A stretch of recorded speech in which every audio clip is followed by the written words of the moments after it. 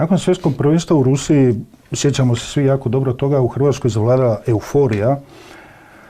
Čak smo u jednom trenutku, dakle na vrhuncu te euforije, bilo je takvih i komentara i analiza da bi uspjeh hrvatske reprezentacije mogao čak prevladati ili ublažiti ove, recimo, neke duboke podjele u hrvatskom društvu. Međutim, vidjeli smo vrlo brzo nakon toga da se to nije dogodilo.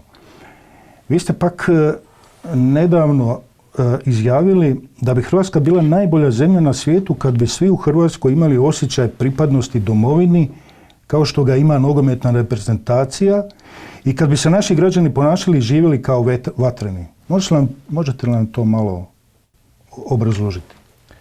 Pa ja ću ponoviti, siguran sam da je Hrvatska najljepša zemlja na svijetu po svim onome što posjeduje. Po svojim resursima, po svojoj prirodi, po svojoj ljepoti, po svome bogatstvu, po sigurnosti, po svemu. I hodam po svijetu i vidim situaciju što i kako je i Hrvatska ima sve te predispozicije. Samo nas, nažalost, te društvene podjele i ta negativnost vodi u krivome smjeru, a Hrvatska nogometna reprezentacija propagira samo pozitivu, propagira samo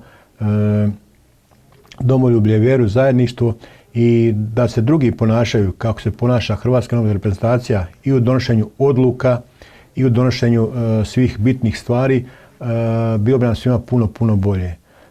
Kod nas se stalno u svim segmentima društva kupuje nekakvo vrijeme, treba za nešto 10 godina, treba 15 godina, a vrijeme prolazi. Mi nemamo vremena i Hrvatska nema vremena čekati to tih 10-15 godina. U sportu mi nemamo vremena, nakon 2 ili 3 poraza mi smo bivši i niko nas ne čeka.